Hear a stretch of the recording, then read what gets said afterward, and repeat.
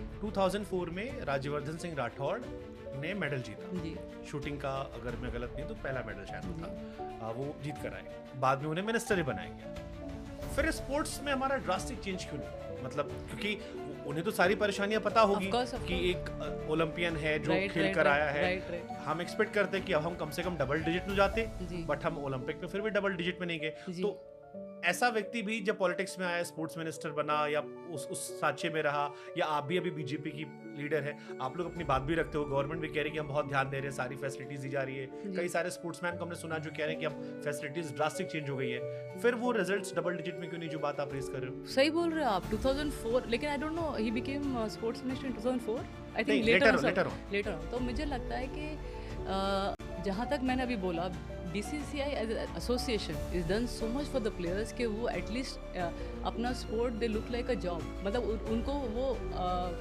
उनको लगता है कि मैं एक जॉब कर रहा हूँ, मुझे अपनी ड्यूटी करनी है। दूसरे प्लेयर्स का उतना स्टेबल क्यों नहीं है? I feel association is somewhere involve in all this. Association का वो बनता है कि हम प्लेयर्स को कैसे और स्पॉन्सरशिप लेके आए। 10 साल का बच्चा मुझे ये नहीं पूछना चाहिए दीदी मैं कहाँ से रैकेट खरीदूँ, मैं कहाँ पे ट्रेनिंग करूँ। It's not my job to tell. True. मैं तो ये बोल सकती हूँ, देखो मैंने भी टफ टाइम देखा, मैं उसके बारे में अगर आपको एक्सप्लेन करूँगी तो पूरा दिन निकल जाएगा कि मैंने कैसे स्टार्ट किया होगा, मेरे पापा ने पैसे कहाँ से लाए होंगे मुझे सब कुछ खरीदने के लिए, ट्रेनिंग कोचिंग करवाने के लिए भी बहुत वो लगता है, मतलब इंटरेस्ट लगता है। लकीली मम्मी हाउसवाइफ थी तो पूरा टाइम मेरे पीछे वो उन्होंने मेरे पीछे पागल की तरह लगाया। लेकिन आजकल दोनों माँ बाप काम करते हैं, दोनों के पास टाइम नहीं है इतना कि बच्चे को हम पूरा कर सके, और फिर भी चाहते हैं कि वो मेडलिस्ट बने या बेस्ट बने।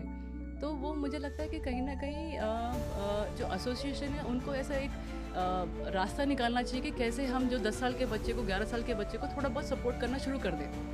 टैलेंटेड बच्चे इतने सारे छोड़ देते हैं, बैडमिंटन खेलना, टेनिस खेलना।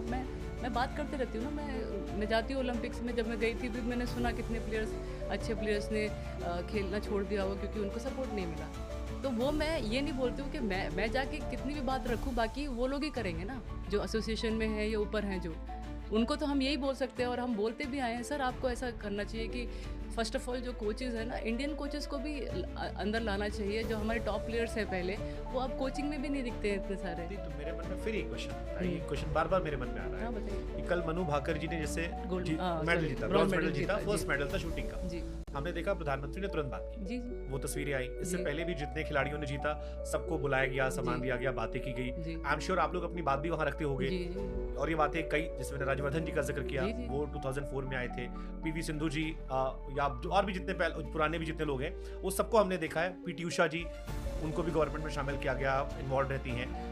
फिर कहाँ पर क्यों ये लैक हो रहा है? क्यों स्पॉन्सर्स नहीं है? अगर गवर्नमेंट कह रही है कि हम मुझे आपके भी साथ, बहुत बुरा लगता है सर ये बातों को लेके। मुझे लगता है कि हम देखिए, आप टॉप 50 में आने के बाद तो you have all the support. देखिए टॉप 50 और टॉप 60 तक मैं बोल रही हूँ, government is supporting so much with the, आप टूर्नामेंट ट्रैवल कर सकते हैं।